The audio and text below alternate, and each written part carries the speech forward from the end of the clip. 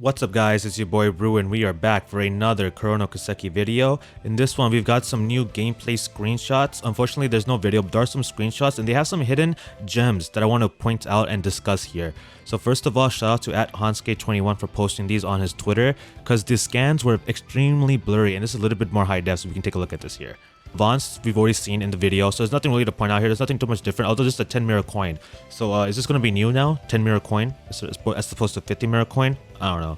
So this craft right here, I'm assuming is some sort of like magical thing, and if we look closely here, there's like a bunch of different writings, like writing symbols of something I've never seen. I don't think I've seen it in any of the, obviously I wouldn't know, but I don't think I've seen it before. I have no idea what kind of damage it will do, if it has any other effects, but I really like that little animation thing. For here, there's not much for me to break down, although besides there is, a lot of these screenshots share the similarity in which that there's a lot of mechs. What's up with all this technology? Next up, we've got Feri, All-Fight, and Aron Way, which we haven't seen too much gameplay for them. So this is actually why one of the reasons I want to point this out here and take a look at this. So this is, again, these are snapshots of crafts here.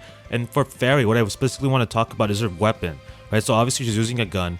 She has an attachment here, however, it's not the size of like a scope you'll see on a sniper. So that being said, I am interested in seeing what exactly is her attack range. So if we go over here, we can see she's sort of not too... From this point of view, she doesn't look like she's too far from them, from the enemies. She's kind of in that range of she's in that mid-range zone. So I don't know, does that mean she's only allowed, like, she's only operable in the mid-range zone? And if she goes outside the mid-range area, once she goes to like the long-range distance where for example, Agnes could be because of her orbital staff and her arts, will she become ineffective? Because we have a lot of close combat. We've got Vaughn, we've got Aron, we've got Brigard. Due to this close combat semi-mid-range, then we've got Risette with close combat semi-mid-range. Then we also have Quatre, who has a little bit of long-range capabilities depending on how you can utilize his drone, for example, and his dog. So I really would like to, I'm hoping she can be long-range and mid-range. She have both capabilities and that she's not just limited to the mid-range area. So now we've got Aron's screenshot here, and main thing I want to know here, first of all, let's take a look at Aron, the way he's glowing. Like, for whatever reason, whenever he uses his moves, he has a lot of glow to him, like a lot of aura. Is that coincidental with this his fighting style, like his martial arts style? Who knows? But the main thing I want to point out with this screenshot is this. This right here is not no ordinary bug.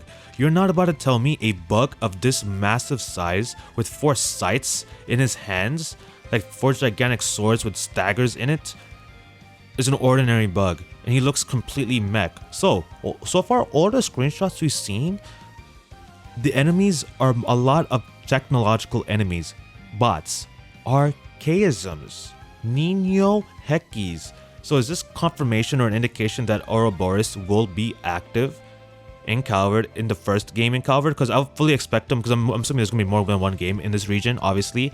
And I'm assuming Ouroboros will definitely be active, because we got to remember they're in the 3rd phase of the final Orpheus plan now. I believe it's called the Eternal Regression, if I remember correctly. So they're in that part of the Orpheus final plan. So could this be one of their archaisms, or is this relative to Roy Gramhar and the sort of things that he wants to do in Calvert and his sort of hidden agendas and plotting, underhanded plots? So last but not least, we've got Risette Twinnings and Quatre. So now, I did do explained videos for Judith and Brigard. If you guys missed those, I'll leave the link to those videos in the description below, as well as the link to the overall playlist. So definitely go check those out.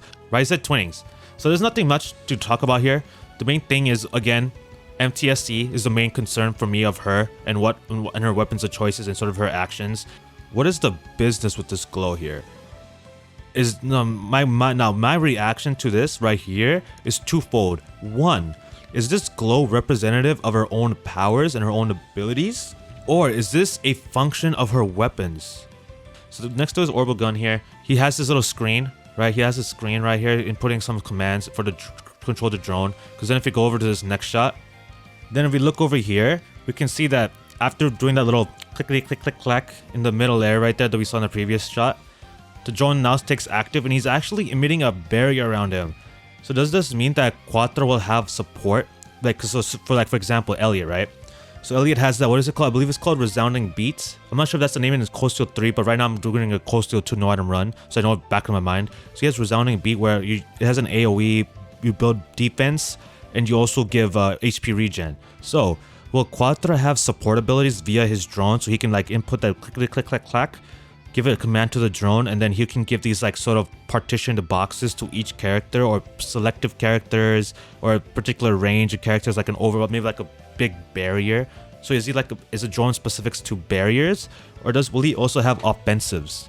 That's something to keep track of. And also, how is the dog going to work? So this is the only screenshot they just show. So how is the dog going to work in the combat? Because like, are we going to be able to, will there be crafts to where we can control the drone, and then have crafts where we can control the dog? And then will there be crafts that we can control both? Also, one last thing before I end this video is the gun that he uses. I'm expecting that's going to be limited to the action-based combat, and that if there's going to be not so many crafts in the input commands, because I feel like that would make sense, right? This being limited to his action real-time combat, and then the drone and the dog would be your crafts and potential S crafts, etc, etc.